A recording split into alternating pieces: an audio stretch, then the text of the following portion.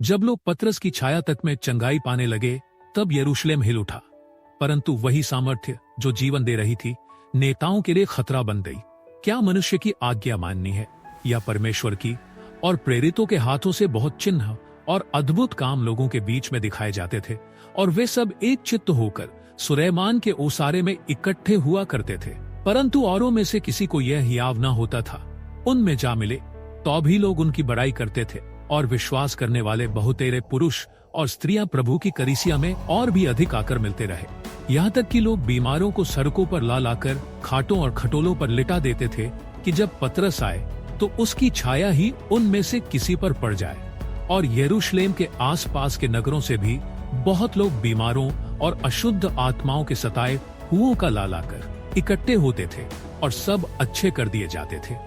तब महायाजक और उसके सब साथी जो सदूकियों के पंथ के थे, डाह से भरकर उठे और प्रेरितों को पकड़कर बंदी गृह में बंद कर दिया।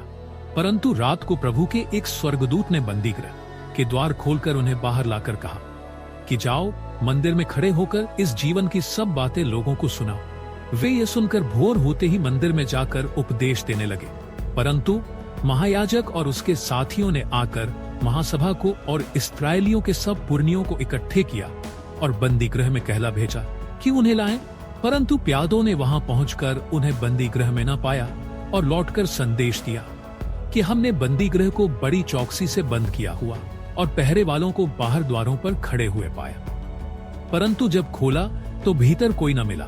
जब मंदिर के सरदार और महायाजकों ने ये बातें सुनी तो उनके विषय में भारी चिंता में पड़ गए कि यह क्या हुआ चाहता है।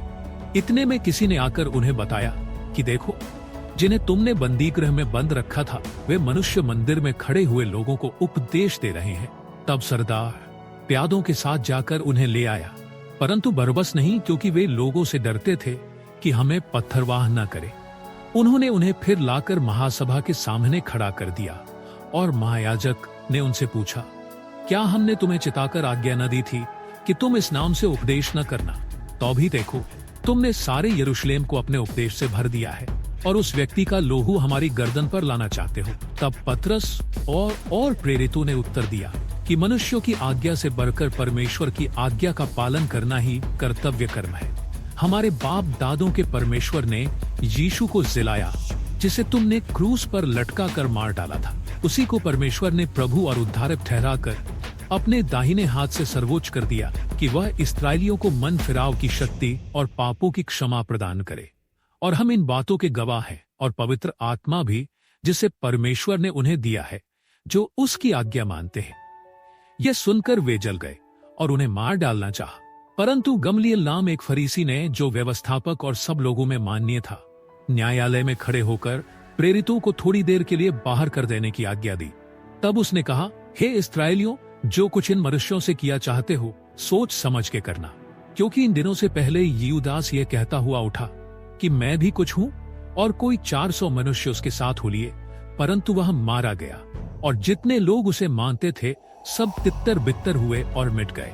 उसके बाद नाम लिखाई के दिनों में यहूदा गलीली उठा, और कुछ लोग अपनी ओर कर लिए, वह भी नाश हो गया, और जितने लागे उसे मानते थे सब तितर बितर हो गए। इसलिए अब मैं तुमसे कहता हूँ, इन मनुष्यों से दूर ही रहो और उनसे कुछ काम न रखो, क्योंकि यदि यह धर्म या काम मनुष्यों की ओर से हो तब तो मिट जाएगा, परंतु यदि परमेश्वर की ओर से है तो तुम उन्हें कदापि मिटा न सकोगे। कहीं ऐसा न हो कि तुम परमेश्वर से भी लड़ने वाले ठहरो। तब उन्होंने उसकी बात मान ली और प्रेरितों को बुलाकर पिटवाया, और यह आज्ञा देकर छोड़ दिया कि यीशु के नाम से फिर बातें न करना। वे इस बात से आनंदित होकर महासभा के सामने से चले गए कि हम उसके नाम के लिए निरादर होने के योग्य तो ठहरे, और प्रतिदिन मंदिर में और घर घर में उपदेश करने और इस बात का सुसमाचार सुनाने से कि यीशु ही मसीह है न रुके। हे स्वर्गीय पिता, हम तेरा धन्यवाद करते हैं कि तूने अपने वचन द्वारा हमें आज यह दिखाया कि चाहे सताव आए, चाहे विरोध हो, तेरी सामर्थ्य और तेरी कलीसिया को कोई रोक नहीं सकता। हे प्रभु यीशु, तेरे नाम में चंगाई, उद्धार और विजय है। आज हम अपने जीवन को तेरे हाथों सौंपते हैं। तेरी आत्मा हमें भर दे और हमें तेरे सुसमाचार के गवाह बनाए। हम यह प्रार्थना यीशु मसीह के सामर्थी नाम में करते हैं। आमीन।